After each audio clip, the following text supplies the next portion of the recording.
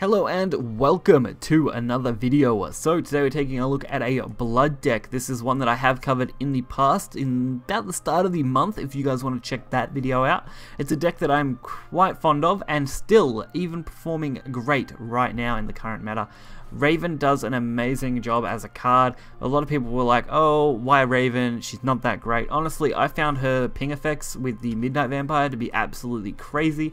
Definitely as good as Vanya in this kind of build. Not as good in the sense that you need to have Vengeance, but because she summons her own bat without an Evo, you can take advantage of your Evos in other places, which is good, which kind of counterbalances the effect a little bit. Of course, the top end is very traditional for kind of bat decks. Old Blood King is the only thing I've been debating on using a lot, only because by the time you're using Old Blood King in the last few games that I've played with it, really hasn't had that much advantage. I've much more preferred to use the Carabosse as its kind of finishing end, but we'll have to wait and see how that goes overall, because so far the deck has been really good, and hopefully you guys are having some success with it if you have watched my previous videos, because it is a lot of fun. So we're going to get right into it and check it out. So the two matches we've got are both against Haven, which I think is a reasonably fair matchup, because Haven's heals are usually a detriment to this deck, and banishments and things can be an issue along with any kind of ward, so I thought it was a reasonably fair matchup to portray. Of course, I couldn't get many other matches, only due to most people running heavily aggro decks, so I fought an aggro blood in another aggro deck and didn't do too well, but wanted to be able to at least build this video before running out of replays, so why not? Otherwise, it still showcases the deck very nicely. After all, it is a very aggressive deck, so you are running the same sort of playstyle no matter what. I do like to play the Bullers on one if I have them, because that one extra damage can be the difference between winning and losing a lot with this deck. So, Fallen will get a pretty nice board. Of course, Haven doesn't tend to deal with things immediately on 2, not unless they are using a Banish, which most of the time they would prefer to save. And this is pretty much perfect for us. We are going to lose one thing here, but that is really no detriment. We get to go face with everything else, which should make this game fairly quick. The Pegasus Dullahan is going to slow us down a little bit, but we have got our gift of Bloodkins. Fortunately, I don't think we're going to make it into Vengeance, at least not on our own. So using the Summon Bloodkin there was mainly just as an extra play, because with this 3 damage, all we really need to do is stick one of these 1/1s on the board, and they aren't allowed to heal, and with them we win the game, which, with what they've just done, looks to be the way to go. So we will have the Carabosse ping, double gift of Blood King ping, and the 3 damage from our board for an exact lethal. While a very quick game, I think it portrays exactly how good this deck can be and how quick it can perform. So we get to go face very nicely with this. Even if we hadn't have won this turn, we could have set up very nicely going forward. Unless our opponent was going to throw down massive heals, I don't think they would have had much chance at coming back from that.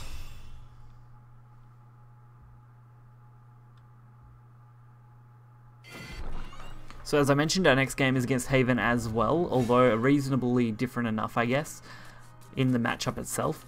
Of course, I found it really ironic, if you guys noticed. If you want to go back, you can very easily go back. The opponent is running Bulla and Blood Flare, while I'm running a Haven Tenko emblem and Flare setup, which I thought was super ironic for the matchup, considering I am playing Blood and they're playing Haven. And by their sleeves and stuff, I would discern they are playing Tenko. And in my case, I am playing a bat deck that involves Bulla, so I thought that was a pretty ironic case, which I thought made this match at least a little more interesting. But we do go for basically the same setup as last time, an early Bulla into a Baphomet. This time though, we do get blocked out by this 1/3. I really hate dealing with these, especially if I don't have my decent ping. Razor Claw, definitely not the best card to have to use, but I would rather use that and keep my followers than lose both my followers. There is the Banishment from the Black Inscription. Again, most people don't deal with Bulla, which is great. It means you usually get a reasonable amount of damage out of it.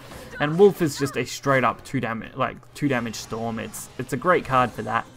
Some people don't like it. Personally, I don't mind it. It does the job I want it to do as a 2 or 4 damage storm card, and that's literally it. So there we go, finally dealing with my board in its entirety. So Imp is probably our best play, just setting up that ward, blocking out any potential damage this turn that we may take. There is Black Diamond, along with Morium. So definitely running a Tenko deck if you're aiming for Black Diamond.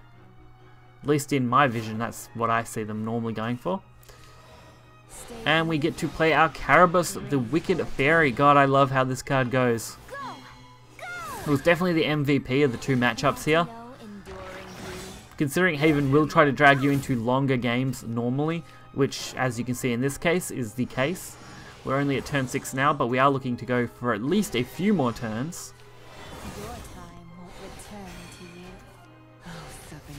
Not really making much of a difference to the board state, basically the same as what we were just in, which is good because it means I should be able to play this Carabosse basically for free. They're not going to want to risk hitting me in the face for another 3 damage, at least I wouldn't want to risk it, because that will put me in Vengeance, which leaves them in a really sticky situation. So we have our 7/6 now, which does need to be dealt with. Razor Claw is perfect, and we're dealing 2 damage at the end of every turn. So with Ravens and Summon Bloodkins, along with Razor Claw, and a very comfortable 2 damage every turn, we're looking at a very nice lethal setup.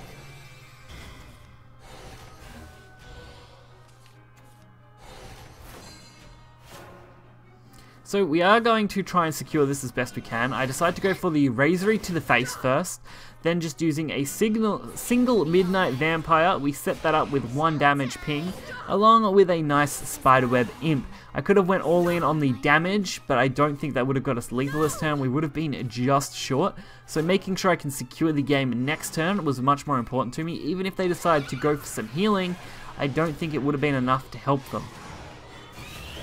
And in my case, all my damage can be pinged base with Raven and Double Summon Bloodkin for 4, and then a very, very comfortable 2 ping next turn as well.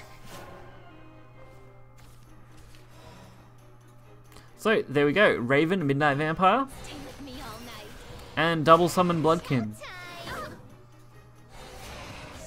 Gives us more than enough. We could have also went for Snarling Chains, get the same effect as the Summon Bloodkin, but I really wanted Raven to get that ping in there before the Carabosse effects take place, sealing the game very, very nicely. So even though I made this deck at the start of the month, it's still performing exceptionally well. I've been very happy with this deck as well. Most of my decks lately have been pretty good and consistent, at least on my end. I don't know how much you guys have played them, but if you've been playing them a lot, do tell me which decks you've enjoyed the most in the last week or so. I know it's a pretty slow month just because we don't have big changes until the expansion launches, but hopefully you guys will look forward to that and enjoy decks like this in the meantime. So, do hit that like button and subscribe, and I will catch you guys next time. See ya.